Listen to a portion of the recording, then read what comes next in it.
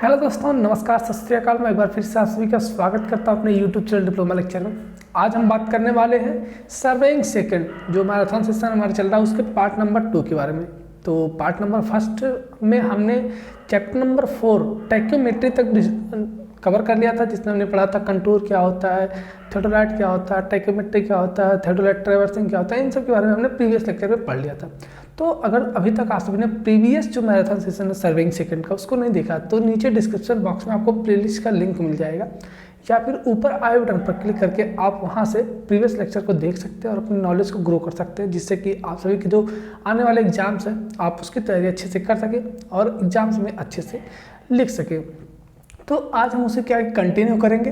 तो आज का जो हमारा सबसे पहला चैप्टर होगा, क्योंकि हम जो सिलेबस के अकॉर्डिंग है सब कुछ पढ़ा रहे हैं आपको, जो जो आपके एग्जाम्स में आ सकते हैं इंपॉर्टेंट है वो हम आपको बताते हुए चल रहे हैं। ठीक, तो आप लोग अगर अंत तक बने हैं, कुछ भी नहीं पढ़े हुए इससे पहले, तो अगर इस 2 लेक्चर को आप देख लेते हैं तो हम गारंटी के साथ कहते हैं आप एग्जाम में अच्छे से परफॉर्मेंस करके ही आएंगे। ठीक है, और आप सभी अपने एग्जाम्स को अच्छे से देंगे, अच्छे मार्क्स से प्राप्त करेंगे। ठीक है, तो चलिए शुरू करते हैं आज के लेक्चर को बिना किसी टाइम को वेस्ट किए हुए। तो आई होप कि आप सभी बढ़िया होंगे। मौसम थोड़ा ठंडा है तो आप लोग बच के रहिए मौसम, ठीक, क्योंकि आप सभी के एग्जाम्स है तो आप लोग बच के रहेंगे तो फिर अच्छी बात है। ठीक, चलिए शुरू करते हैं आज का सबसे पहला चैप्टर, जो कि है कर्व एवं कर्व अलाइनमेंट, मतलब कि वक्र एवं वक्र स्थापन। ठीक है, कर्व एवं कर्व सेटिंग सबसे पहला चैप्टर हमारा है कर्व एंड कर्व सेटिंग। ये आज का पहला टॉपिक है और अगर आपके अगर आपके बुक के हिसाब से तो ये 5वां चैप्टर है। ठीक है, 5वां चैप्टर है आपके सिलेबस के अकॉर्डिंग देखें। ठीक है, तो इसके बारे में अगर हम बात करते हैं, ठीक है, सबसे पहले जान लेते हैं कर्व क्या होता है। जब भी हमको एक सीधे मार्ग से, सीधा मार्ग कोई जा रहा है, इससे डायरेक्शन चेंज करनी होती है, इधर जा रहे हैं, इधर से इधर हमको जाना है, तो क्या करते हैं हम जो व्यवस्था यहाँ पे प्रोवाइड करते हैं, ये जो व्यवस्था प्रोवाइड कर रहे हैं इस व्यवस्था को क्या बोल देते हैं, कर्व बोलते हैं। जैसे क्या हुआ, हम ऐसे जा रहे थे लेकिन हमको फिर ऐसे जाना है। अब यहाँ पे क्या करेंगे, हम एक व्यवस्था जो प्रोवाइड करते हैं, जो व्यवस्था यहाँ पे प्रोवाइड करते हैं, इसी व्यवस्था को क्या बोल देते हैं हम, इसी को कर्व बोल देते हैं। क्या, इसी को कर्व बोल देते हैं। अब कर्व जो होता है हमारा मेनली 2 प्रकार का होता है, एक हॉरिजॉन्टल कर्व होता है, एक वर्टिकल कर्व होता है। ठीक है, जो हॉरिजॉन्टल कर्व होता है वो कैसे होता है, अगर उसकी बात करते हैं तो क्षैतिज समतल, जो हॉरिजॉन्टल प्लेन में जो कर्व दिए जाते हैं उनको हॉरिजॉन्टल कर्व कहते हैं, और जो वर्टिकल प्लेन में दिए जाते हैं उनको वर्टिकल कर्व कहते हैं। तो ये आपका मेन 2 टाइप्स के होते हैं। अगर यहाँ पे कर्व की बात करते हैं, जो आपको सर्वे में पढ़ना है, इस चैप्टर में आपको जो पढ़ना है उसमें अगर कर्व की बात करें तो कर्व जो हमारा होता है 2 प्रकार का होता है। कौन कौन सा, आप लोग हेडिंग लगा लीजिए, क्या, क्लासिफिकेशन ऑफ कर्व। इसमें अगर सबसे पहला बात करें तो सर्कुलर कर्व, सर्कुलर कर्व, और दूसरा बात करते हैं तो ट्रांजिशन कर्व, ट्रांजिशन कर्व। अब सर्कुलर कर्व में बात करते हैं तो इसमें भी हमारे 4 पार्ट होते हैं। ठीक है, अगर सर्कुलर कर्व की बात करते हैं तो इसमें 4 पार्ट होते हैं। कौन कौन से, सिंपल कर्व या फिर सिंपल सर्कुलर कर्व आप लिख सकते हैं, कंपाउंड कर्व, उसके बाद एस कर्व, एस कर्व को आप सर्पेंटाइन कर्व के नाम से भी जानते हैं। ठीक है, इसको रिवर्स कर्व के नाम से भी जानते हैं। फिर नेक्स्ट आता है डेविएशन कर्व, क्या, डेविएशन कर्व, क्या, डेविएशन कर्व।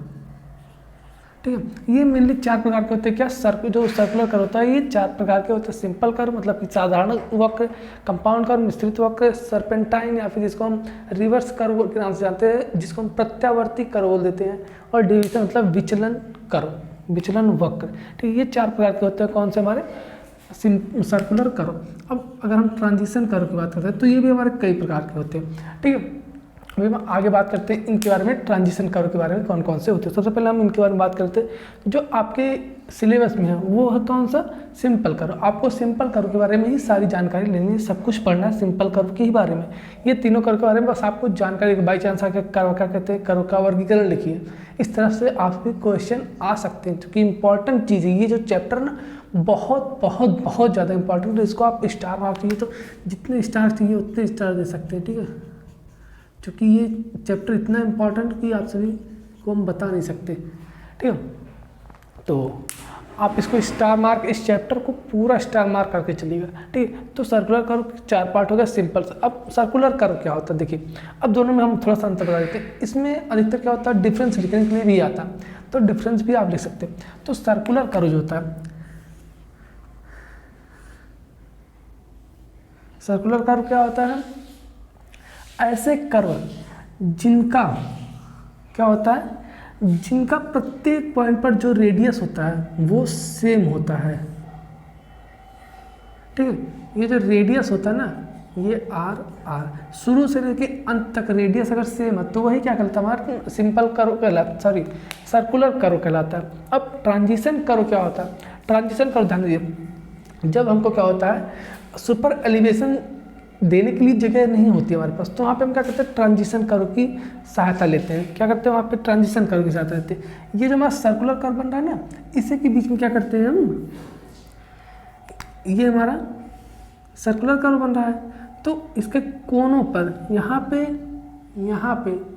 क्या करते हैं, एक कर्व देते हैं जो बहुत माइनर कर्व होता है। ये केवल क्या होता है, जो सुपर एलिवेशन होता है, सुपर एलिवेशन को क्या करते हैं, यहाँ से देना शुरू करते हैं और यहाँ पे लाके ख़त्म कर देते हैं। मतलब कि यहाँ पे अगर 1/200 का हमको सुपर एलिवेशन देना, 1/200 का, तो यहाँ से शुरू करके 1/1, 1/2, 1/3, 1/4, 1/5, मतलब जितने जितने डिस्टेंस आपको ऐसे देगा, यहाँ पे आके 1/200 कंप्लीट हो जाएगा। और इस सिंपल जो सर्कुलर कर्व, इस सर्कुलर कर्व में क्या होता है, सुपर एलिवेशन हमेशा समान रहता है। क्या होता है, सुपर एलिवेशन हमेशा समान रहता है। यहीं से देखिए आप दोनों में अंतर भी निकाल सकते हैं, ठीक, दोनों में अंतर निकाल सकते हैं। जो सर्कुलर कर्व होता है इसमें क्या होता है, सुपर एलिवेशन का मान जो होता है हमेशा समान रहेगा। जैसे ट्रांजिशन कर्व पे आएगा, यहाँ से ये बढ़ते हुए जाएगा, फिर यहाँ से आगे ये घटते हुए यहाँ तक आएगा, यहाँ पे क्या होगा, 0 हो जाएगा, फिर ये सीधी चली जाती है, ठीक है। तो ये ट्रांजिशन कर्व कहलाता है, ठीक है। ट्रांजिशन कर्व क्या होता है, सुपर एलिवेशन देने के लिए यूज किया जाता है। सर्कुलर कर्व के दोनों किनारों पर यूज किया जाता है, ठीक है। सब जो ट्रांजिशन कर्व होते हैं इनमें इसका जो रेडियस होता है, ठीक है, 0 से लेके अनंत तक कुछ भी हो सकता है, फिक्स नहीं होता, ठीक है। और इसमें सुपर एलिवेशन का मान ग्रेजुअली बढ़ता जाता है, ठीक है। तो ये क्या हुआ, हमारा ट्रांजिशन कर्व और सिंपल सर्कुलर कर्व, ये दोनों में अंतर भी आप यहीं से लिख सकते हैं, ठीक है। अब चलिए बात करते हैं हम इन चारों प्रकार के कर्व के बारे में, simple curve, compound, S curve और डेविएशन कर्व। अब सिंपल कर्व हमने आपको जैसे बता दिया, ये हो गया, ठीक है। इसको क्या हम सिंपल कर्व बोल देते हैं। सिंपल मतलब सिंपल कर्व, ठीक। ये क्या होगा हमारा,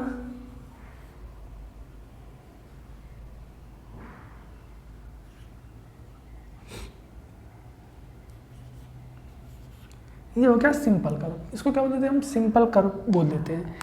देख रहा आप, सिंपल आपको दिख रहा है ना, बस मतलब कि ये ऐसे जाता है, हमको इस साइड मोड़ना, तो यहाँ पे अगर मोड़ते करना दे तो यहाँ पे हमको तीखी मोड़ देनी पड़ती, तो तीखी मोड़ देने पर क्या होता है, हमारा 4 व्हीलर हो गया, 10 व्हीलर हो गया, तो ये सब मोड़ने में बहुत प्रॉब्लम होता है। तो इसलिए क्या किया हमने, कर्व दे दिया, यहीं से एक कर्व दे दिया, ठीक है। तो इसको क्या बोल दिया हमने, सिंपल कर्व बोल दिया।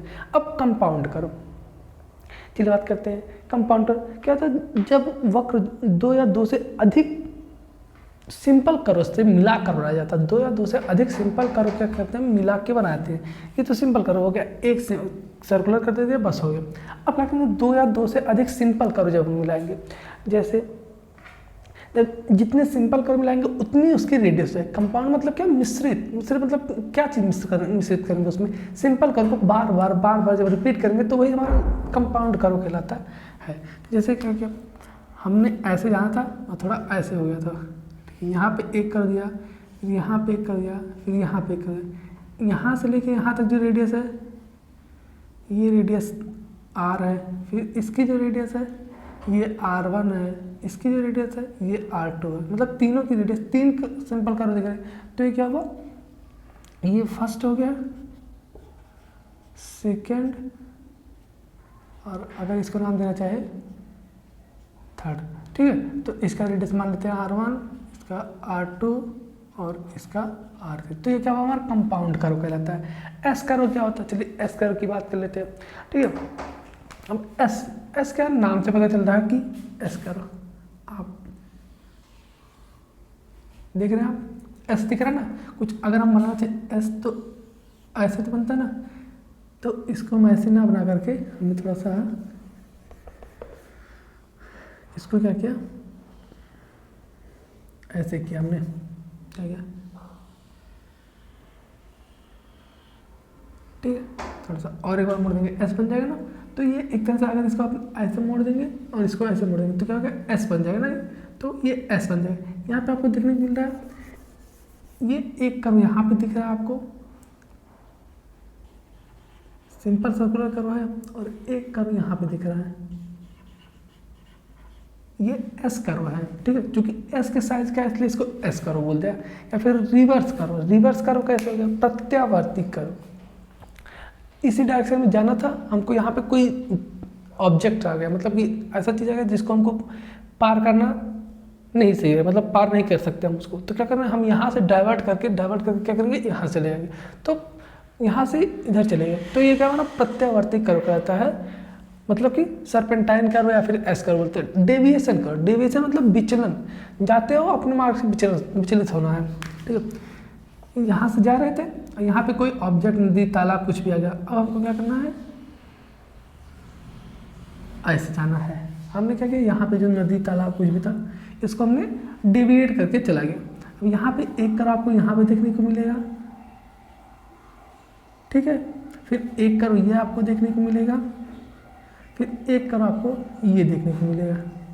यहाँ पे क्या आपको तीन कर्व देखने को मिलता है, ठीक है। ये क्या हमारा डेविएशन कर्व कहलाता है। ये deviation curve, serpentine curve, compound curve, simple curve, ठीक है। ये चार प्रकार के कर्व हो गए, ठीक है। आपके चारों आपको समझ में आया होगा। अब चलिए बात करते हैं कुछ टर्मिनोलॉजीज है जो कि सिंपल सर्कुलर कर्व में यूज होते हैं। हमको क्या, सिंपल सर्कुलर कर्व ही यहाँ पे पढ़ना है और ट्रांजिशन कर्व पढ़ना है, दोनों के बारे में पढ़ना है। तो सिंपल सर्कुलर कर्व में हमारे कौन कौन से टर्मिनोलॉजीज यूज होते हैं उनके बारे में हम बात करते हैं।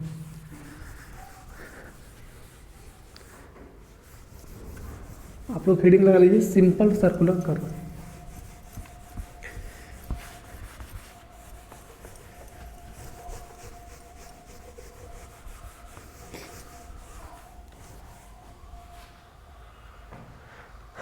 बात करते हैं नेक्स्ट हेडिंग की बात करते हैं अगर, तो सिंपल सर्कुलर कर्व आप लोग हेडिंग लगाइए।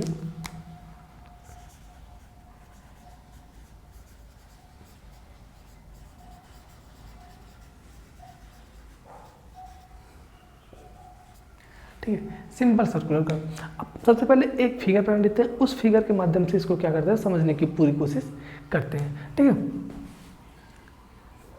ये जा रहा था कोई सड़क, इसको क्या किया हमने, ऐसे मोड़ दिया।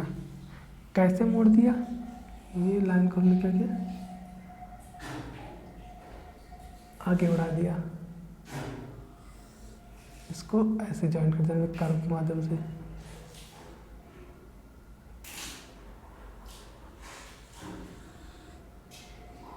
ठीक, ये क्या किया, इसको हमने ऐसे जॉइंट कर दिया।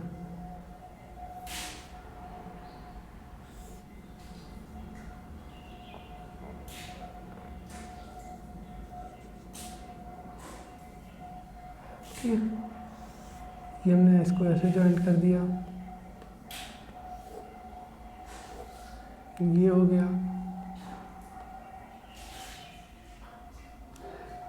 ओ पॉइंट हो गया, T,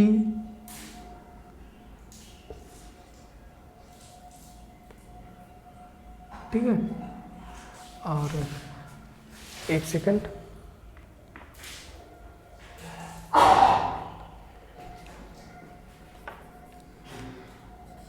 A B C, T1, T2, ठीक है। और ये डी ई डी ई,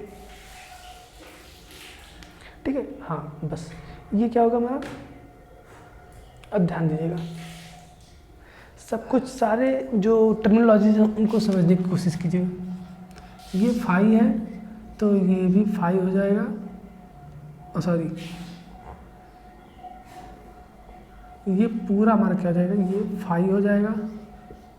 और अगर आप आधे की बात करते हैं तो ये 5/2 हो जाएगा, ठीक है। ये कुछ फिगर आप इसको ऐसे बना लेंगे, ये दीर्घजीवा कहलाती है। अब हम सारी चीज़ें आपको बताते चलते हैं और आप समझते चलते हैं, ठीक है। सबसे पहले राइट हैंड करो, सबसे पहले पॉइंट राइट हैंड करो, ये क्या होता है। अब हम ऐसे रोड पे जा रहे हैं, हमको राइट साइड से ऐसे करो मुड़ा हुआ दिख, ये हमारा राइट हैंड है। हम ऐसे जाते ऐसे मुड़ा हुआ दिख रहा है तो ये हमारा राइट हैंड करो कहलाता है। ऐसे जा रहा है ऐसे मुड़ा हुआ दिख रहा है तो ये हमारा लेफ्ट हैंड करो कहलाता है, समझिएगा, ठीक है। लेफ्ट हैंड करो कहलाता है। ये तो करोगे, राइट हैंड करो, लेफ्ट हैंड करो, क्या लेफ्ट हैंड करो। फिर अगर थर्ड टर्मिनोलॉजीज की बात करते हैं तो टेंजेंट पॉइंट, टेंजेंट पॉइंट क्या होता है, टेंजेंट पॉइंट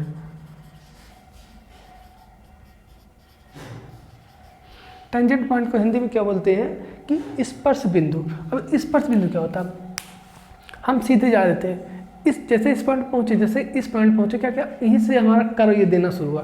जैसे हम सीधे जा रहे थे, यहाँ पे पहुंचे, यहाँ से हमारा कर्व देना शुरू हुआ और यहाँ पे कर्व हमारा क्या होता है, समाप्त होता है। तो जहाँ से कर्व निकलता है या फिर जहाँ पे समाप्त या फिर जहाँ पे मिलता है उस पॉइंट को क्या बोलते हैं, हम टेंजेंट पॉइंट बोल देते हैं। जहाँ से कर्व निकलता है जहाँ पे कर्व समाप्त होता है उस पॉइंट को क्या हम टेंजेंट पॉइंट बोलते हैं। यहाँ पे जैसे कि टेंजेंट पॉइंट क्या है, T1 T2, ठीक, ये हमारा टेंजेंट पॉइंट हो गया। अगर फोर्थ पॉइंट की बात करते हैं तो होता है टेंजेंट या फिर इसको स्ट्रेट बोलते हैं, ठीक है।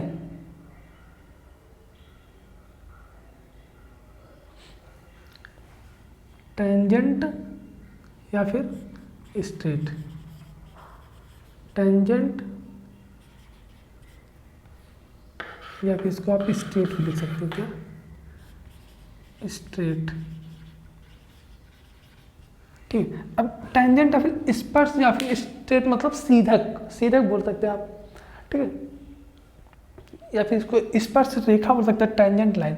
तो क्या होता है, ये जो वृत्त की त्रिज्या के लंबवत जो रेखा गई है, वृत्त की त्रिज्या की जो लंबवत रेखा गई है उस रेखा को क्या बोलते हैं, हम टेंजेंट लाइन बोलते हैं, टेंजेंट लाइन। अब ध्यान दें टेंजेंट लाइन क्या होता है, हमने 9, 6, 7 में ही पढ़ा होगा कि वृत्त के किसी एक बिंदु को स्पर्श करते हुए जाती रेखा क्या कहलाती है, टेंजेंट लाइन कहलाती है। तो यहाँ पे क्या, ये सर्कुलर कर्व क्या है, एक प्रकार का वृत्त है जिसका एक छोटा सा पार्ट काट लिया गया है।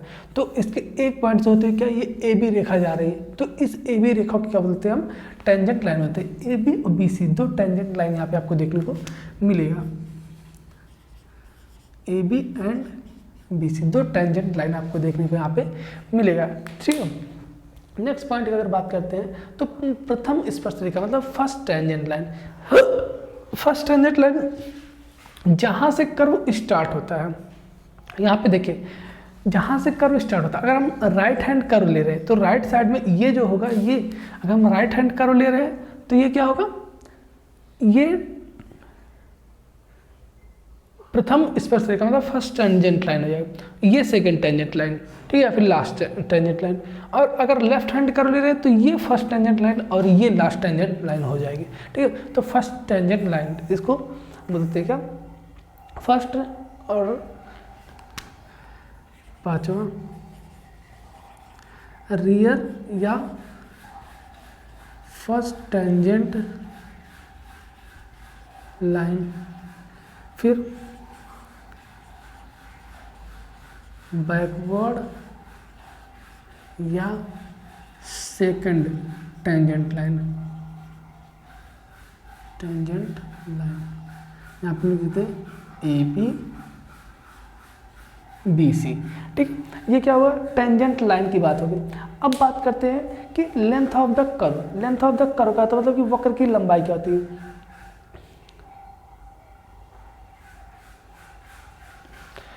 लेंथ ऑफ द कर्व,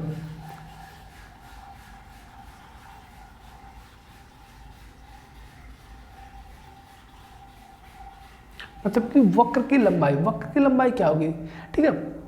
आप फिगर में ध्यान दीजिए, फिगर में, ठीक है। जो रियर मतलब कि फर्स्ट टेंजेंट लाइन और लास्ट मतलब second tangent line, first tangent line और सेकेंड टेंजेंट लाइन के मध्य जो कर्व आपको दिखाई देता है, इसकी जो लंबाई होती है, ये क्या करते हैं, T1 E T2, ये क्या होगी, टेंजेंट सॉरी वक्र की लंबाई होगी। वक्र की लंबाई क्या होगी, T1 E T2, ये वक्र की लंबाई दे रखी है, ठीक है। कुल दूरी क्या कहते हैं, मतलब कि first tangent line second tangent line के मध्य की वक्र की कुल दूरी जो होती है उसको क्या कह देते हैं, tangent length of the curve कह देते हैं, ठीक है। ये हो गया length of the curve. Next अगर बात करते हैं किसकी, तो पॉइंट ऑफ इंटरसेक्शन, ठीक है, जिसको हम PI के नाम से जानते हैं, ठीक है। पॉइंट ऑफ इंटरसेक्शन ये क्या होता है, क्या होता है, अरे बाबा, पॉइंट ऑफ इंटरसेक्शन, देखिए बात करते हैं। पॉइंट ऑफ इंटरसेक्शन, प्रतिच्छेदन बिंदु बोलते हैं इसको, PI के नाम से भी जानते हैं, ठीक है। क्या PI, पॉइंट ऑफ इंटरसेक्शन, ये क्या होता है, अगर इसकी बात करते हैं तो इंटरसेक्शन मतलब क्या, प्रतिच्छेदन बिंदु, जहाँ पे एक दूसरे को प्रतिच्छेद करते हैं। कौन प्रतिच्छेद करेगा, कौन इंटरसेक्ट करेगा, जो हमारी टेंजेंट लाइन A T1B है, ये टेंजेंट लाइन, और B T2 और C जो है, ये टेंजेंट लाइन जहाँ पे एक दूसरे को प्रतिच्छेद इंटरसेक्ट करती है, वो लाइन क्या हमारा क्या कहलाता है, पॉइंट ऑफ इंटरसेक्शन कहलाता है। मतलब कि ये स्पर्श रेखा और ये स्पर्श रेखा जाके कहाँ पे इंटरसेक्ट कर रही है, पॉइंट B पे, पॉइंट B पे जो इंटरसेक्ट कर रही है, तो ये पॉइंट B क्या हमारा कहलाएगा, ये इंटरसेक्शन पॉइंट कहलाएगा, ठीक है, पॉइंट ऑफ इंटरसेक्शन कहलाएगा, ठीक है। इसमें पॉइंट B क्या है, पॉइंट ऑफ इंटरसेक्शन कहलाता है। अगर नेक्स्ट बात करते हैं, ठीक है, ये तो होगा point of intersection. Deflection angle क्या होता है, ठीक है, डिफ्लेक्शन एंगल, अगर 9वें पॉइंट की बात करते हैं यहीं पे, डिफ्लेक्शन एंगल, ये क्या होता है, डिफ्लेक्शन एंगल मतलब विक्षेप कोण, क्या, विक्षेप कोण, जो फर्स्ट टेंजेंट लाइन और सेकंड टेंजेंट लाइन के मिलान बिंदु के बाहरी कोण को, मतलब पॉइंट ऑफ इंटरसेक्शन पर जो बाहरी कोण बनता है, प्रथम स्पर्श रेखा तथा द्वितीय स्पर्श रेखा के स्पर्श बिंदु पर जो बाहरी कोण बनता है उसको क्या बोलते हैं, उसको हम डिफ्लेक्शन एंगल बोलते हैं। यहाँ पे क्या है, फाई है, फाई क्या है, डिफ्लेक्शन एंगल कहलाता है। ये होगा मतलब कि डिफ्लेक्शन एंगल, प्रथम स्पर्श रेखा तथा द्वितीय स्पर्श रेखा के मिलान बिंदु के बाहरी कोण को क्या बोल देते हैं, डिफ्लेक्शन एंगल बोल देते हैं। अब बात करते हैं इंटरसेक्शन एंगल क्या होता है, ठीक है। अब इंटरसेक्शन एंगल देखिए, पॉइंट ऑफ इंटरसेक्शन हमको क्या पता चला, B। अब इंटरसेक्शन एंगल की अगर बात करते हैं, इंटरसेक्शन एंगल, जहाँ पे दोनों इंटरसेक्ट कर रहे हैं, दोनों स्पर्श रेखाएं जहाँ पे इंटरसेक्ट कर रहे हैं, उसके मध्य बना कोण क्या कहलाता है, पॉइंट ऑफ इंटरसेक्शन कहलाता है। फाई, सॉरी फाई नहीं होगा, ये अल्फा से इसको कर देते हैं ना, ये हो गया अल्फा, ये क्या होगा, इंटरसेक्शन एंगल होगा। नेक्स्ट पॉइंट की अगर बात करते हैं तो टेंजेंट लेंथ क्या होता है, ठीक है। अगर हमको फाई का मान ज्ञात करें तो फाई की वैल्यू हम कैसे ज्ञात करेंगे, सॉरी अल्फा की वैल्यू कैसे ज्ञात करेंगे, तो 180 में से क्या करेंगे, फाई को माइनस करेंगे तो हमको हमारे पास अल्फा निकल के आ जाएगी, ठीक है। क्या करेंगे, 180 में से फाई को माइनस करेंगे, अल्फा निकल के हमारे पास आ जाएगी। इंटरसेक्शन एंगल को निकालने का ये आसान सा तरीका है, ठीक है। नेक्स्ट अगर बात करते हैं कि टेंजेंट लेंथ क्या होता है, ठीक है, टेंजेंट लेंथ क्या होता है, अगर इसकी बात करते हैं, अब tangent length 11 number, tangent length, थोड़ा सा हम तेज चलते हैं ना, स्पर्श बिंदु से इंटरसेक्शन पॉइंट तक की जो डिस्टेंस होती है स्पर्श बिंदु मतलब टेंजेंट पॉइंट से इंटरसेक्शन पॉइंट तक की जो डिस्टेंस होती है इसको क्या बोल देते हैं हम, टेंजेंट लेंथ बोल देते हैं। ऐसे T1 भी हो जाएगी यहाँ पे, T2 भी यहाँ पे हो जाएगी। टेंजेंट, दो टेंजेंट लाइन है तो दो टेंजेंट लेंथ यहाँ पे निकल के हमारे पास आती है, ठीक है। फिर अगर बात करते हैं लॉन्ग कॉर्ड, लॉन्ग कॉर्ड क्या होता है, वक्र के दोनों जो टेंजेंट पॉइंट होता है उनको मिलाने वाली सीधी रेखा, लॉन्ग कॉर्ड। अब देखिए लॉन्ग कॉर्ड, सब कॉर्ड और एक होता है, क्या होता है, नॉर्मल कॉर्ड, नॉर्मल कॉर्ड। ये तीन होता है। लॉन्ग कॉर्ड मतलब लंबी जीवा, उपजीवा, सामान्य जीवा। लंबी जीवा T1 T2 को मिलाने वाली, जो मतलब स्पर्श बिंदु को मिलाने वाली सबसे लंबी जो लाइन होती है, सीधी लाइन होती है, वो हमारी क्या, लॉन्ग कॉर्ड करती है। सब कॉर्ड, नॉर्मल कॉर्ड आप देख लीजिएगा, ठीक है। थोड़ा सा फास्ट चलते हैं क्योंकि टाइम नहीं है तो, और कवर करना है पूरे चैप्टर को, ठीक है। आगे भी कई चैप्टर्स है। अब बात करते हैं सबमिट, जिसको हम एपेक्स बोल देते हैं, ठीक है। तो चाप, चाप आपको क्या दिख रहा है, T1A T2, ठीक है। क्या T1A T2 ये आपको चाप दिख रहा है। के मध्य क्या होता है, बिंदु, क्या कहलाता है, एपेक्स कहलाता है। तो सबसे एपेक्स मतलब क्या, शिखर, चोटी। चोटी मतलब क्या, चोटी आप जानते हैं, सबसे ऊंची पॉइंट को क्या बोलते हैं हम, एपेक्स बोलते हैं, यहाँ पे शिखर बोलते हैं, सबमिट बोल देते हैं, ठीक है। तो T1 क्या चाप हमारा क्या है यहाँ पे, T1A T2, T1A T2 ये चाप है। इस चाप की सबसे ऊंची पॉइंट्स कौन से हैं, E। तो इस पॉइंट को क्या बोलते हैं हम, एपेक्स। इसको हिंदी में शिखर बोल देते हैं, शिखर, ठीक है। आप लिख सकते हैं शिखर या शीर्ष, ठीक है। अब शिखर दूरी क्या होती है, एपेक्स डिस्टेंस, ठीक है। प्रतिच्छेदन बिंदु मतलब कि इंटरसेक्शन पॉइंट से इस एपेक्स तक की डिस्टेंस को क्या बोल देते हैं, इसको बोल देते हैं हम apex distance, apex distance, BE, ये हो गई हमारी एपेक्स डिस्टेंस। अगर 17वें पॉइंट की बात करते हैं, अगर इसमें 17वें पॉइंट की बात करें तो क्या हो जाएगा, सेंट्रल एंगल। सेंट्रल एंगल क्या है, इसकी बात कर सकते हैं। अगर जो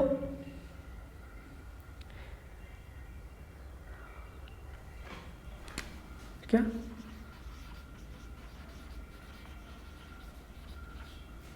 सेंट्रल एंगल, चाप, चाप क्या है, T1A T2 इसके मध्य बनने वाला जो एंगल होता है, इसके मध्य, इसके मतलब कि जो वृत्त की त्रिज्याओं द्वारा जो एंगल बन रहा है यहाँ पे, वो क्या होता है, हमारा एपेक्स कहलाता है, सॉरी सेंट्रल एंगल कहलाता है। यहाँ पे क्या है, फाई के बराबर है। ये हो गए कुछ पॉइंट्स, ठीक है। आप इनको स्क्रीनशॉट लीजिए एक बार, फिर इसको हम यहीं पे बंद करते हैं, ठीक है। अब चलते हैं नेक्स्ट पॉइंट की तरफ। आपको कुछ चीज़ समझ में आई होंगी, ठीक है। एक और होता है मिड ऑर्डिनेट। मिड ऑर्डिनेट क्या होता है, ठीक है। मिड ऑर्डिनेट, आप इसको भी नोट कर लीजिए। मिड ऑर्डिनेट एपेक्स से दीर्घ जीवा तक की डिस्टेंस क्या होगा, एपेक्स से दीर्घ जीवा तक की डिस्टेंस को क्या बोल देते हैं हम, एपेक्स, सॉरी मिड ऑर्डिनेट बोल देते हैं। ये आप स्क्रीनशॉट आप ले सकते हैं। फिर चलते हैं नेक्स्ट पॉइंट की तरफ, डिग्री ऑफ कर्वेचर, ठीक है। जो डेजिग्नेशन वर्ग की पद संख्या ये सब रहने दीजिए। डिग्री ऑफ कर्वेचर थोड़ा सा एक हम बता देते हैं आपको। रेडियस ऑफ कर्वेचर की बात करते हैं, ठीक है। हाँ चलिए बात करते हैं, रेडियस ऑफ कर्वेचर की बात करते हैं।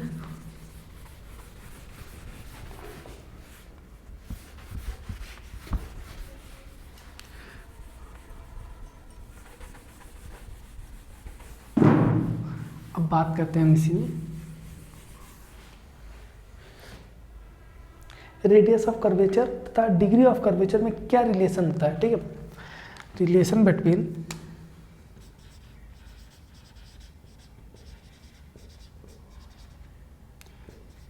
रेडियस ऑफ कर्वेचर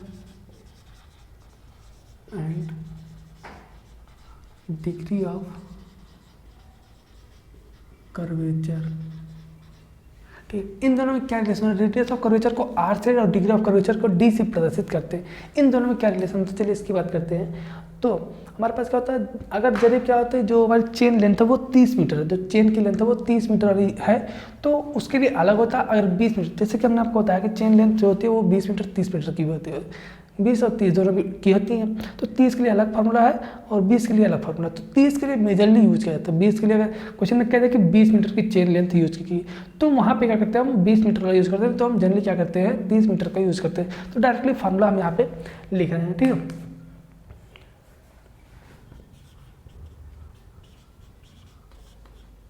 ये कहिए आपको 1720 देखने को मिलेगा, तो आप 1720 इसको लिख लीजिए, ठीक है।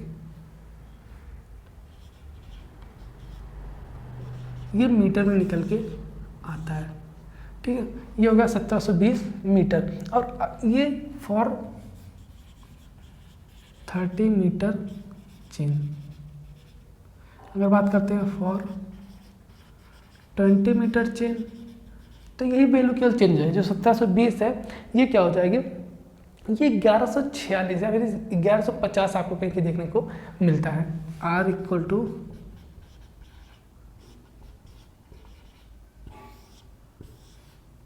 ये दो फार्मूले होते हैं, इसको आप याद रखिएगा। ये आप सभी के एग्जाम के पॉइंट ऑफ व्यू से इंपॉर्टेंट हो जाते हैं, ठीक है। इनको डिराइव कराने की कोई ज़रूरत नहीं है, इसलिए हम आपको डिराइव नहीं करा रहे हैं, ठीक है। तो अब एक चीज़ और अब ध्यान दीजिएगा, जो एलिमेंट्स होते हैं, कुछ मूल तत्व होते हैं सिंपल सर्कुलर करके, वो आपको केवल हम फार्मूला बताएंगे। जैसे क्या हुआ, हमने आपको भी बताया क्या, टेंजेंट लेंथ बताया, लेंथ ऑफ कर्व बताया, लेंथ ऑफ लॉन्ग कॉर्ड बताया। इनकी लेंथ कैसे हम याद करते हैं, फार्मूला हमारे पास कुछ होता है, उसकी बात कर लेते हैं, ठीक है।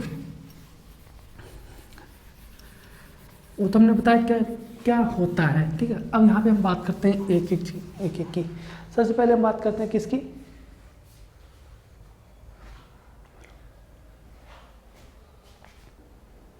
ठीक है। अब बात करते हैं एलिमेंट्स की, बात करते हैं। सबसे पहले बात करते हैं हम टेंजेंट लेंथ की, ठीक है। तो टेंजेंट लेंथ क्या होता है, ठीक है। सबसे पहले बात करते हैं किसकी, टेंजेंट लेंथ। सबसे पहले तो इसको किससे प्रदर्शित करते हैं, इसको अगर देखते हैं किसके प्रदर्शित करते हैं, तो इसको टी से प्रदर्शित करते हैं। क्या, टी से प्रदर्शित करते हैं। टी वाला क्या होता है, R tan phi/2, R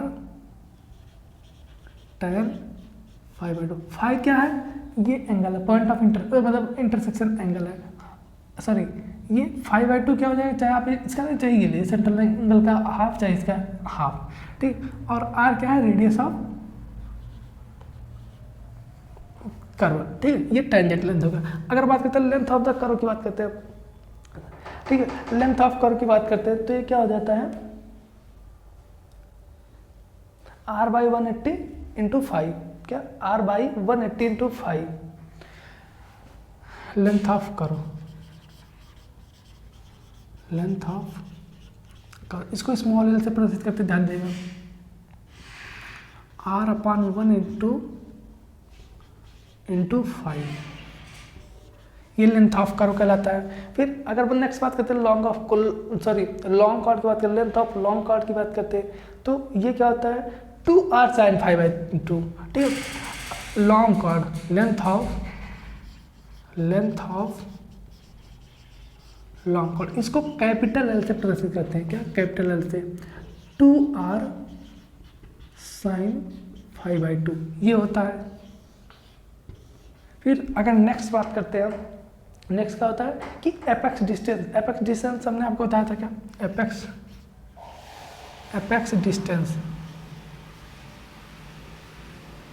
distance क्या है, BE,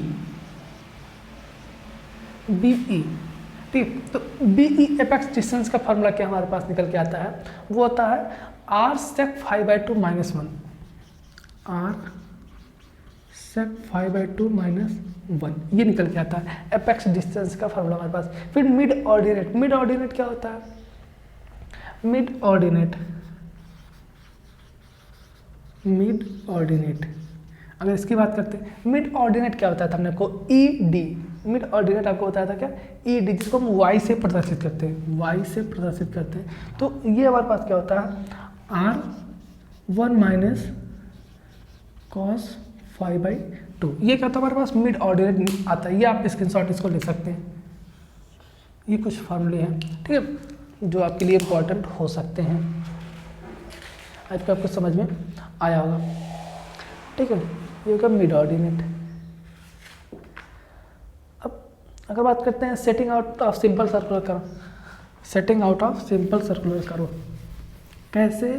सेटिंग आउट मतलब क्या होता है कि भूमि पर इसको छाप देना, मतलब कि भूमि पर उतार देना, और क्या कहलाता है सेटिंग आउट। तो setting out of simple circular curve दो तरह से होता है, एक लीनियर, ठीक है, क्या होता है एक लीनियर और चेन टेप मेथड, और दूसरा एंगल मेथड। जिससे क्या करते हैं लीनियर चेन टेप मेथड, इसमें चेन और टेप के साथ क्या करते हैं चेन की दूरी मापते हैं, और टेप से क्या करते हैं दूरी माप माप के क्या करते हैं इसको बनाते हैं। एंगल द्वारा क्या करते हैं एंगल से क्या करते हैं इसको बनाते हैं, बार बार एंगल लेंगे तो इसको बनाते हैं, ठीक है। तो अगर बात करते हैं लीनियर मेथड, ठीक है, इन तो बात करें linear method of setting out of, linear method of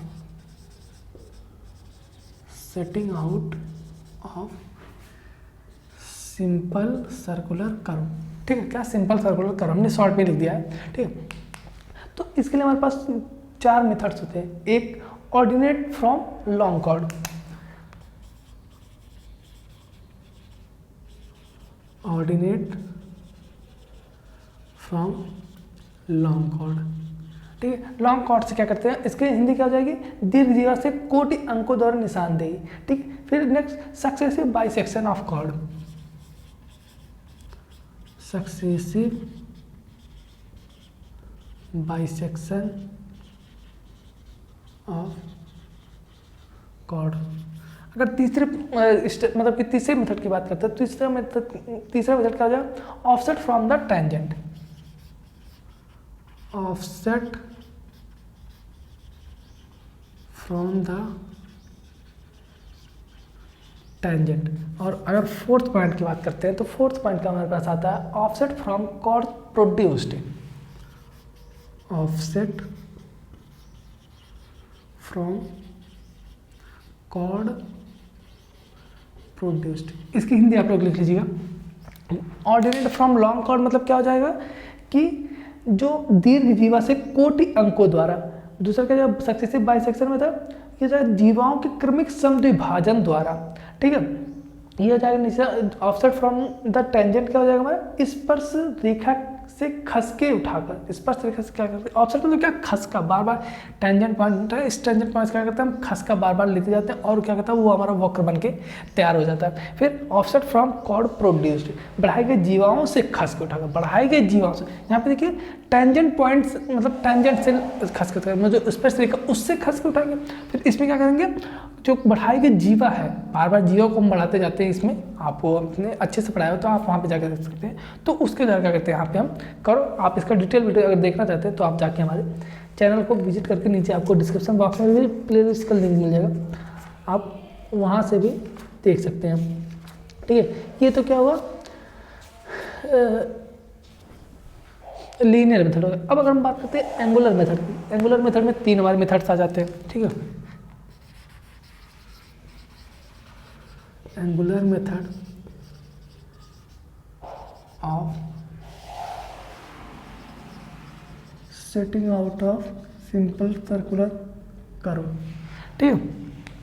तो सबसे पहले क्या होता है हमारे पास रैंकिन की स्पर्श या फिर विक्षेप को डिफ्लेक्शन एंगल मेथड, क्या रैंकिन्स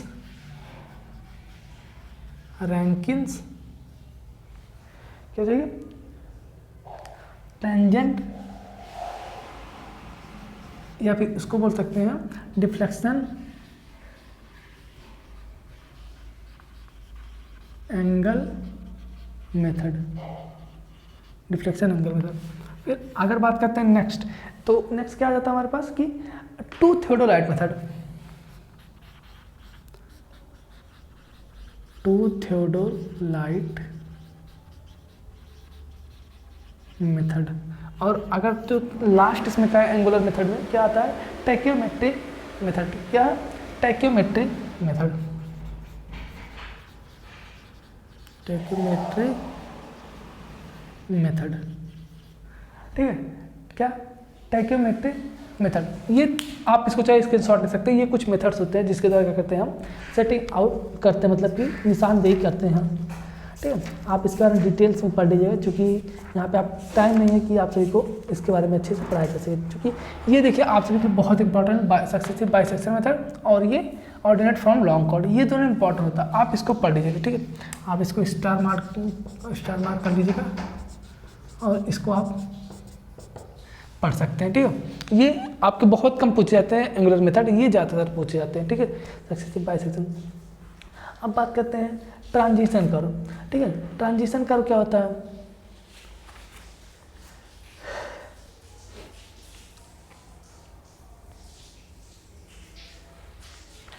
ट्रांजिशन कर्व आप इसके स्क्रीनशॉट लीजिए तब तक, ठीक है।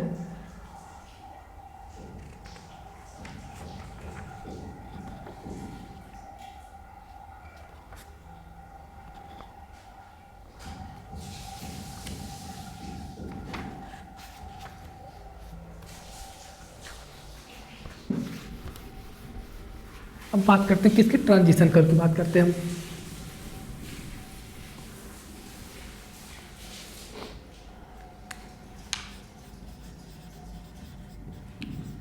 इसको संक्रमण वक्र बोल देते हैं, क्या? संक्रमण वक्र।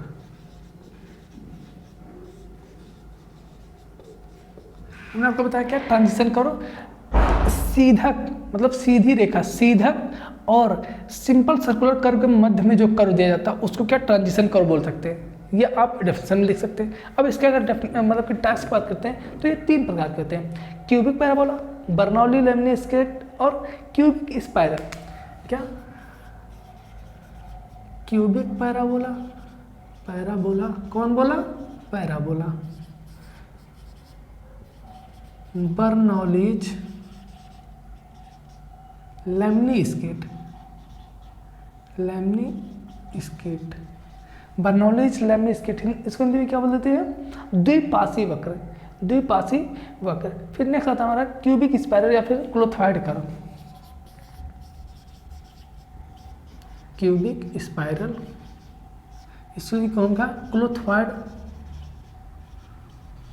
क्लोथॉइड कर्व के नाम से जानते हैं, ठीक है। ये 3 प्रकार के कर्व होते हैं, कौन से? संक्रमण वक्र, ठीक है। अब इसी में आता है क्या? सुपर एलिवेशन होता है। अगर सुपर एलिवेशन की बात करते हैं, सुपर एलिवेशन क्या होता है? बाह्योत्थान, हिंदी आप लिख सकते हैं बाह्योत्थान। इसको आपने हाईवे में भी पढ़ा होगा कि सुपर एलिवेशन क्या होता है, ठीक है। तो अब केंद्रीय बल को उदासीन करने के लिए सड़क के बाहरी किनारों को भीतरी किनारों की अपेक्षा क्या करते हैं? उठा देते हैं। क्या? जब क्या करते हैं हम कहीं कर्व पे मुड़ते हैं तो क्या होता है? सेंट्रीफ्यूगल फोर्स काम करता है। उस सेंट्रीफ्यूगल फोर्स को न्यूट्रल करने के लिए, सामान्य मतलब कि न्यूट्रल करने के लिए क्या करते हैं? बाहरी किनारों को अंदर भीतरी किनारों की अपेक्षा क्या करते हैं? थोड़ा सा उठा देते हैं। उसी को क्या हम बोलते हैं? सुपर एलिवेशन बोलते हैं। सुपर एलिवेशन का फॉर्मूला क्या निकल के आता है? GB² अपॉन 9.81 R, ठीक है। क्या? GB² अपॉन में आप देख सकते हैं E, इसको स्मॉल e से प्रदर्शित करते हैं, GB² अपॉन 9.81। R का रेडियस हो गया, रेडियस कर्व की रेडियस, V व्हीकल की स्पीड हो गई और G क्या हो गई? G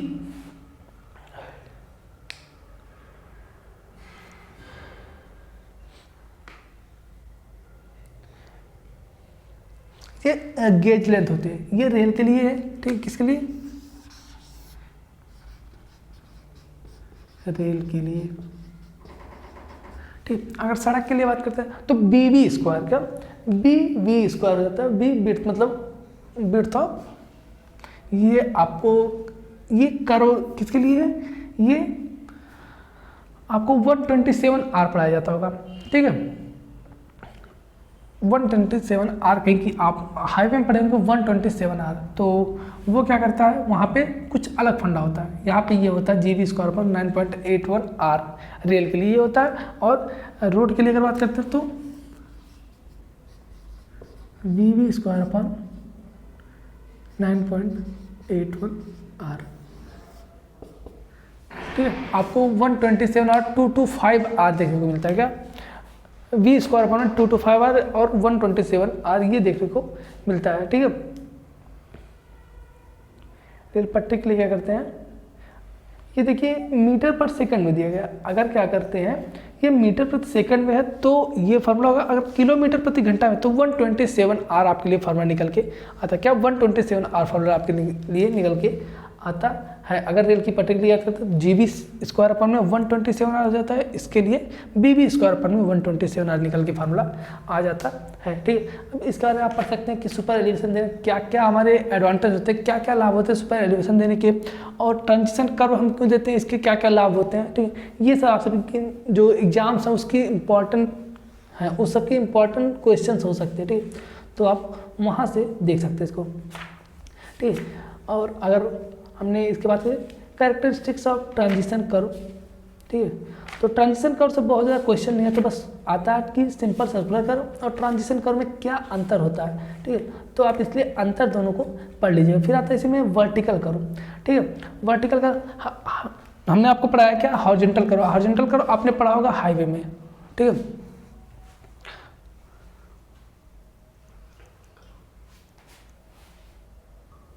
हाईवे में आपने सभी ने क्या पढ़ा होगा, हाइड्रोलिक ग्रेडियंट, मतलब सॉरी ग्रेडियंट आपने पढ़ा होगा, वहाँ पे हॉरिजॉन्टल कर्व दिया जाता है। चूंकि इस प्रकार का कर्व आपको देखने को मिलता है, क्या ये कर्व देखने को आपको मिलता था। ठीक है, ये कर्व और ये कर्व, सॉरी ये जो हॉरिजॉन्टल कर्व होता है, मतलब हॉरिजॉन्टल प्लेन में जो कर्व दे रहे हैं, ये जो प्लेन कर्व दिया हमने, क्या है हॉरिजॉन्टल प्लेन है, ये वर्टिकल प्लेन होता है। क्या, जैसे आपको स्ट्रेट लाइन है, स्ट्रेट लाइन से आपको चढ़ना है फ्लाईओवर पे, फ्लाईओवर जाने क्या करते हैं, वहाँ पे क्या किया जाता है, किसका यूज किया जाता है, वर्टिकल, सॉरी हाँ वर्टिकल कर्व का यूज किया जाता है। ठीक है, इसमें ग्रेड और ढाल होता है। ठीक है, आप ग्रेड डाउन ग्रेड सब कुछ इसमें देखा जाता है। ठीक है, तो इसको भी आप पढ़ लीजिए, बहुत ज़्यादा इंपॉर्टेंट नहीं है, जल्दी क्वेश्चन आते नहीं इससे। ठीक है, तो ये आपका कर्व चैप्टर यहीं पे समाप्त होता है। ठीक है, आपको चीज़ें समझ में आ गई होंगी बहुत ज़्यादा। आप एक चीज़ ध्यान दिए, आप स्टार मार करके एक चीज़ नोट कर लीजिएगा,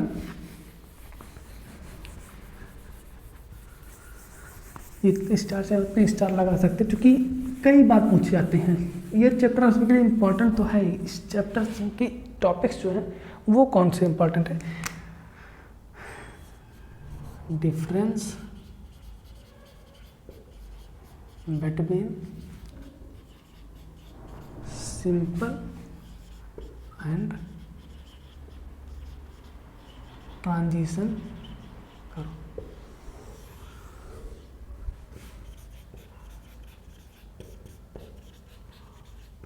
आप इसको स्टार मार करके जितना चाहे उतना रख सकते हैं और उसको पढ़ लीजिएगा जरूर। ठीक है, नेक्स्ट बात करते हैं ग्लोबल पोजिशनिंग सिस्टम की, जीपीएस की बात करते हैं। नेक्स्ट देखिए, मॉडर्न इक्विपमेंट्स हैं, मॉडर्न सर्वेइंग इक्विपमेंट्स एक चैप्टर है आप सभी के सिलेबस में, तो उसमें कई चीज़ें आती हैं, जैसे ईडीएम हो गया। सबसे पहले हम ईडीएम की बात कर लेते हैं, प्लानीमीटर और टोटल स्टेशन। ठीक है, ईडीएम, प्लानीमीटर और टोटल स्टेशन। सबसे पहला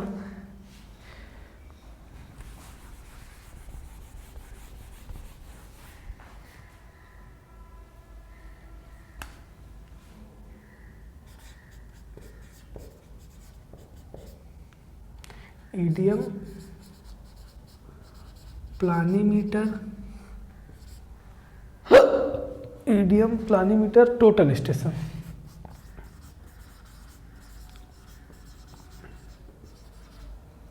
ईडीएम, इलेक्ट्रॉनिक डिस्टेंस मेजरमेंट। क्या, इलेक्ट्रॉनिक डिस्टेंस मेजरमेंट, ये क्या होता है। अब हम क्या करते हैं, थर्मोडाइट का प्रयोग करते हैं, तो वहाँ पे हम चेन टेप का यूज़ करते हैं, जिससे क्या करते हैं हमको डिस्टेंस मेजरमेंट पता चलती है। टैकोमेट्री का यूज़ करते हैं, उसमें डिस्टेंस हमारे को काउंट, मतलब कि फाइंड आउट करने की जरूरत पड़ती है, मतलब फार्मूले से क्या करते हैं उस पर हम कैलकुलेट करने की जरूरत पड़ती है जब हम टैकोमेट्री का यूज़ करते हैं। लेकिन ईडीएम एक ऐसा डिवाइस है जिसको अगर किसी उपकरण में लगा दें, किसी उपकरण में अगर वो लगा देते हैं तो वो ऑटोमेटिक स्क्रीन पर क्या होगी, वो लिख के चली आती है जो डिस्टेंस है। जैसे क्या किया, यहाँ पे क्या किया हमने, इंस्ट्रूमेंट अपना सेट किया और यहाँ पे हमने ट्राइपॉड सेट किया। ठीक है, तो यहाँ से क्या करेंगे, यहाँ पे जाएगी, फिर ये डिस्टेंस ऑटोमेटिक इसमें काउंट होके चली आती है।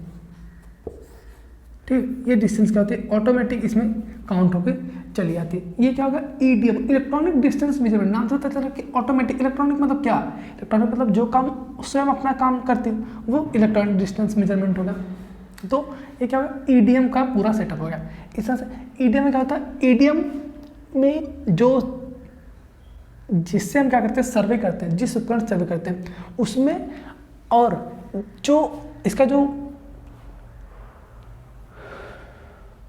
स्टाफ होता है, इसका जो स्टाफ होता है वो नॉर्मल स्टाफ नहीं होता, उस स्टाफ में भी क्या होता है रिफ्लेक्टर लगा होता है। क्या रिफ्लेक्टर लगा होता है उस स्टाफ में, क्या होता है रिफ्लेक्टर लगा होता है। उस रिफ्लेक्टर से क्या होती है यहाँ से रेज जाती है, इससे टकराती है, इससे टकरा फिर रिफ्लेक्ट होके आके इसमें मिलती है, इस पर मिलती है। तो ये एक बार जाती है, ये डिस्टेंस हो गया, फिर दोबारा आती है, ये डिस्टेंस हो, मतलब दोगुना डिस्टेंस कवर करती है।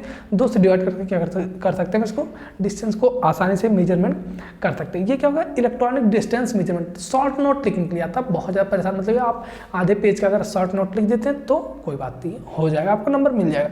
ठीक, ये होगा इलेक्ट्रॉनिक डिस्टेंस मेजरमेंट। इसमें कई रेज निकलती हैं, इंफ्रारेड रेज होती है और कई वेव्स और भी वेव्स होती है, आप उसको देख सकते हैं। ठीक है, ये क्या हो गया ईडीएम की बात हो गई। अब अगर बात करते हैं किसकी, प्लानीमीटर की बात करते हैं। क्या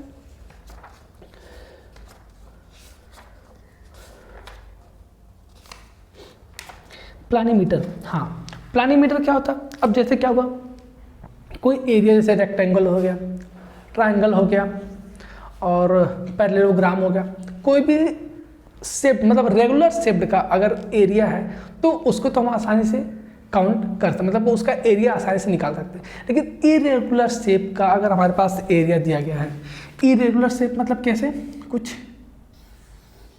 इस तरह का एरिया अगर हमारे पास है, ठीक है, या फिर इस तरह का हमारे पास एरिया है, ठीक है, तो हम कैसे फाइंड आउट करेंगे इस शेप के एरिया को, कैसे हम फाइंड आउट, अब इसका एरिया आपको कह देंगे निकालने के लिए, आप कैसे निकालेंगे बताइए जरा। या फिर आपको कुछ इस तरह का अगर एरिया दे दिया जाए, इस तरह का,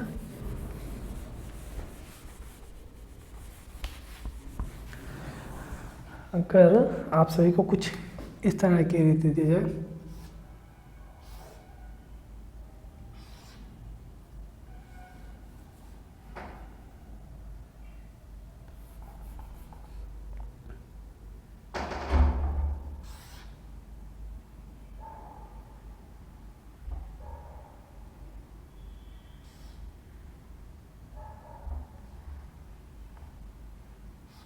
ये एरिया मान लीजिए आपके पास दे दिया, तो अब बताइए इसका तो आप एक तरह से काउंट भी कर सकते हो लेकिन आसान नहीं है। ठीक, मतलब आपको कोई इरेगुलर शेप का अगर एरिया आपको मान लेते हैं कुछ इस शेप का एरिया आपसे काउंट करना हुआ, तो इसका एरिया काउंट करने के लिए क्या करते हैं आप प्लानीमीटर का यूज करते हैं। ठीक है, एरिया निकालने के लिए करते हैं हम प्लानीमीटर का उपयोग हम करते हैं। ये डिस्टेंस, इसको हम फुल फॉर्म में देते हैं इलेक्ट्रॉनिक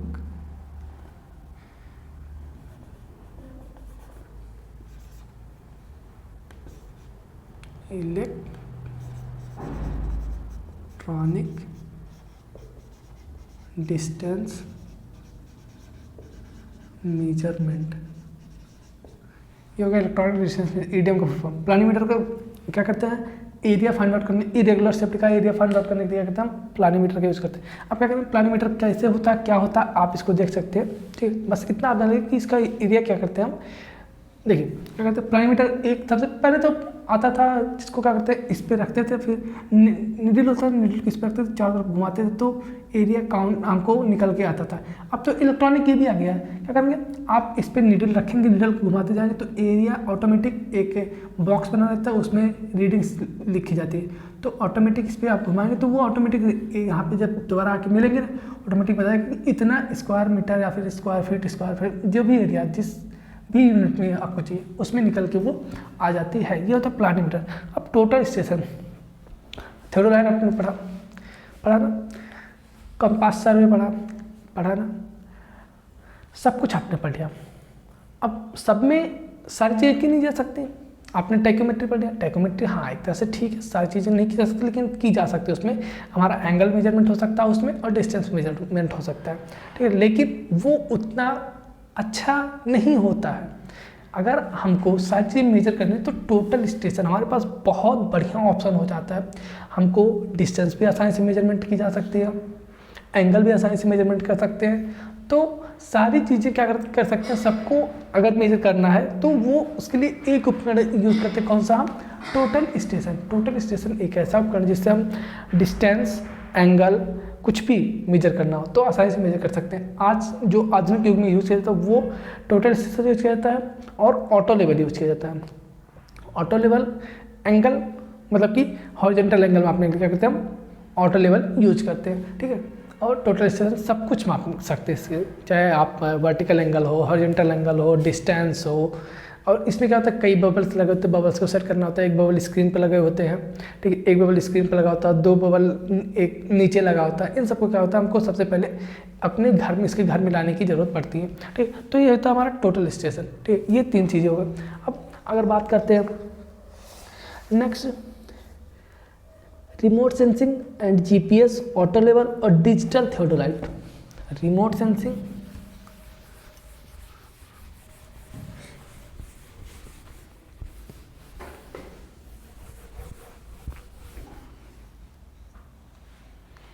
अब नेक्स्ट बात करते हैं रिमोट सेंसिंग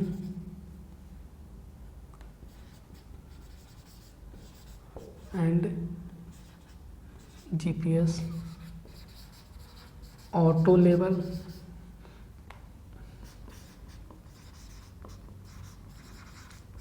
डिजिटल थियोडोलाइट। इन सब पे क्या होता है, 6 पॉइंट्स हैं, 6 पे थियोडोलाइट।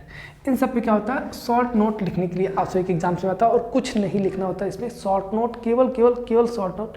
अब जीपीएस की बात करते हैं। जीपीएस जीआईएस 2 चीज़ें होती हैं। एक होता है जीपीएस, इसको हम बोलते हैं ग्लोबल पोजिशनिंग सिस्टम, और एक होता है जीआईएस। ये तो ग्लोबल पोजिशनिंग सिस्टम हो गया। और जीआईएस क्या होता है, अगर जीआईएस की बात करते हैं,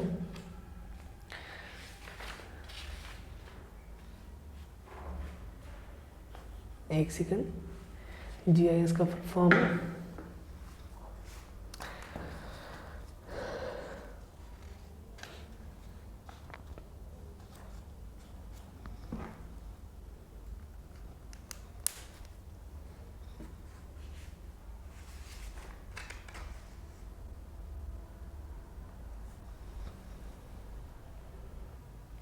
जीआईएस का पूरा नाम क्या है, ग्राफिकल इंफॉर्मेशन सिस्टम। क्या?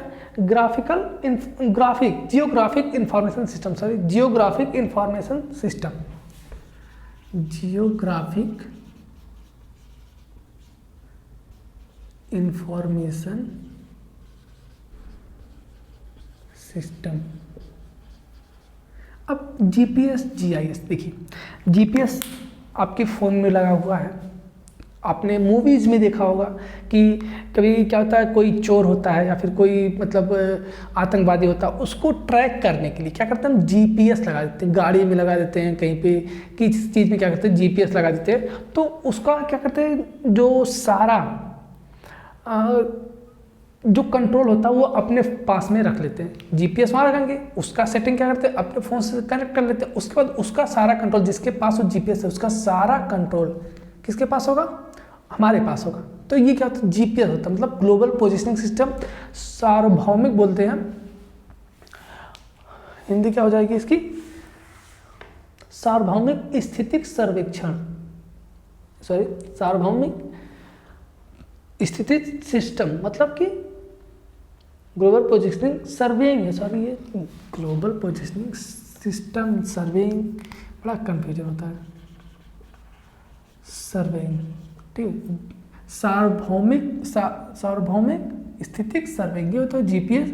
और ये होता है जियोग्राफिकल, मतलब क्या, जियोग्राफिक मतलब क्या होता है, भौगोलिक सूचना प्रणाली। भौगोलिक, इससे क्या करते हैं, कौन कहाँ पे है उसका पता चलता है जीपीएस के थ्रू, लेकिन जीआईएस के थ्रू क्या पता चलता है, क्या चीज़ कहाँ पे है। भूमि पर, जो पृथ्वी पर क्या कहते हैं, आपने देखा होगा सैटेलाइट भेजा जाता है। क्या होता है, सैटेलाइट भेजा जाता है। क्या होता है, अंतरिक्ष में क्या करते हैं, कई सभी देशों ने अपने सैटेलाइट भेजे, तो उस सैटेलाइट से क्या करते हैं, सारा क्या कहाँ किस देश में क्या चीज़ें हो रही है। जैसे इंडिया ने अपना सैटेलाइट भेजा, तो उस सैटेलाइट से वो देखते रहते हैं कि इंडिया में क्या चीज़ें कहाँ पे क्या एक्टिविटी हो रही है। तो क्या जीआईएस जीपीएस इन सब के थ्रू क्या होता है, पता चलता है। आपने अपने मोबाइल में एक गूगल मैप होगा, उस गूगल मैप में क्या होता है, जीपीएस होता है। जीपीएस होता है जिससे क्या कहते हैं, आप ट्रैक करते हैं एक दूसरे को। जीपीएस होता है जैसे आपने अपना लोकेशन किसी और के पास भेजा, वो आपके लोकेशन को ट्रैक करके आ रहा है आपके पास ना, तो वो जीपीएस होता है, एक तरह से जीपीएस सिस्टम होता है जिसके द्वारा क्या कहता है, वो आपके पास तक ट्रैक करके चला आता है, वो जीपीएस सिस्टम होता है। जीआईएस ये हो गया, जियोग्राफिक इंफॉर्मेशन सिस्टम। ठीक है, रिमोट सेंसिंग। अब रिमोट सेंसिंग की अगर बात करते हैं, ठीक है, सुदूर संवेदन जिसको बोल देते हैं, ठीक है, क्या सुदूर संवेदन,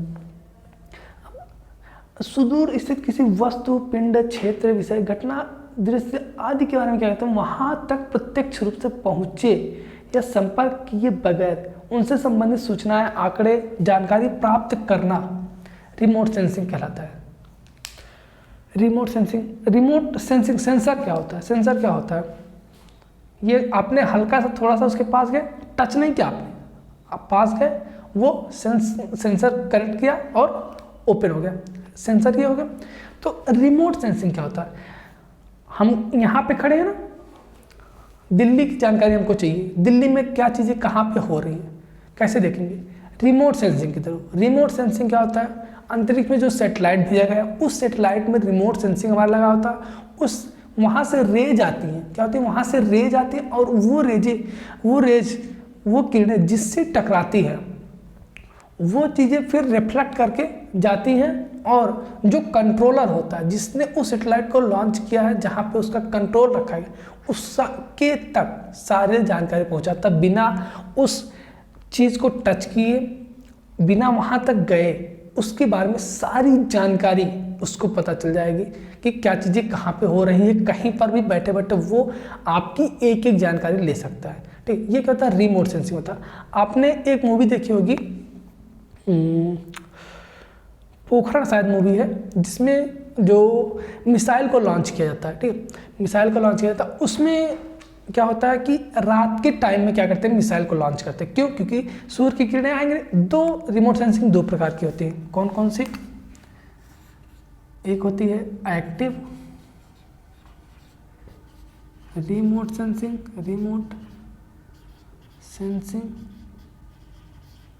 और एक होता है passive remote sensing. Active remote sensing और क्या, पैसिव रिमोट सेंसिंग। दो प्रकार की रिमोट सेंसिंग हमारे पास होता है। अब पैसिव मतलब क्या होता है, एक्टिव मतलब क्या होता है, पहले एक्टिव की बात करते हैं। ठीक है, एक्टिव मतलब क्या होता है, वो एक्टिव होता है, उसके लिए सूर्य की किरणों की जरूरत नहीं पड़ती है, तो वो एक्टिव रिमोट सेंसिंग है। पैसिव रिमोट सेंसिंग क्या है, उसको सूर्य की किरणें मिलेंगी, रेज देंगी, रेज जाके टकराएंगे, जिससे रेज टकराएंगे उसका डाटा वो देगा, वो क्या है, पैसिव हो गया। और एक्टिव क्या, खुद से रेज देगा और उस जो ऑब्जेक्ट है उस ऑब्जेक्ट के डाटा को कलेक्ट करता फिर वापस भेज देता, वो क्या होता है, एक्टिव रिमोट सेंसिंग होता है। ये रिमोट सेंसिंग की बात हो गई और जीपीएस की बात हो गई। ठीक है, आप इसके बारे में थोड़ा थोड़ा लिख देंगे, अगर आता है एग्जाम में तो आपको आधा पेज एक पेज लिखने की जरूरत पड़ती है, इससे ज़्यादा जरूरत नहीं पड़ती। अब ऑटो लेवल हमने आपको बताया, ऑटो लेवल के बारे में पहले बता दिया। ये भी एक तरह का थियोडोलाइट ही होता है। इसके द्वारा क्या करते हैं हम, केवल हॉरिजॉन्टल एंगल मापते हैं, बस केवल हॉरिजॉन्टल एंगल मापने के लिए, एलिवेशन मापने के लिए इसका प्रयोग करते हैं, और कोई यूज नहीं होता। छोटा सा उपकरण होता है, हमने आपको जब मैं कंप्लीट लेक्चर पढ़ाया तो वहाँ पे हमने आपको बताया था। ठीक है, तो ये होगा ऑटो लेवल, आप इसके बारे में थोड़ा सा पढ़ लीजिएगा। डिजिटल थियोडोलाइट, डिजिटल थियोडोलाइट क्या होता है, जो थियोडोलाइट हमारे पास है उस थियोडोलाइट, जो हमने थियोडोलाइट पढ़ा ट्रांजिट वर्नियर थियोडोलाइट, ठीक है, ट्रांजिट थियोडोलाइट, वो तो नॉर्मल थियोडोलाइट था, उसमें ढेर सारे उपकरण लगे हुए थे, ठीक है।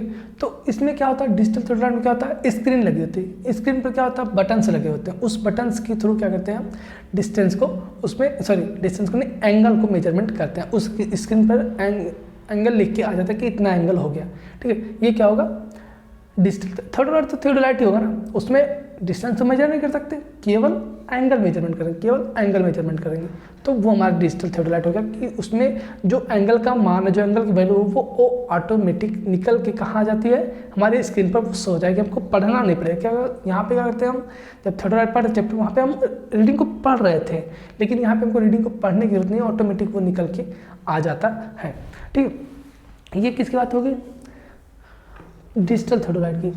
और देखते हैं आपकी सिलेबस में क्या है।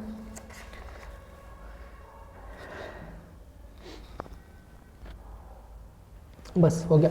अब रिमोट सेंसिंग के बारे में आप थोड़ा सा और पढ़ लीजिएगा कि एप्लीकेशन क्या होता है, रिमोट सेंसिंग का एप्लीकेशन क्या होता है, रिमोट सेंसिंग का यूज हम क्यों करते हैं, उपयोग क्यों करते हैं, इंजीनियरिंग में इसका क्या उपयोग है। अब देख लीजिए, धरती की सतह के लक्षणों व प्रकृति का पता लगाने के लिए हमको कहीं पे जाना है, कहीं पे कुछ बनाना है, तो हम वहाँ पे नहीं जा सकते, बहुत दूर जगह है, तो वहाँ पे क्या करते हैं, रिमोट सेंसिंग का उपयोग से क्या करते हैं, वहाँ के बारे में पता लगा सकते हैं।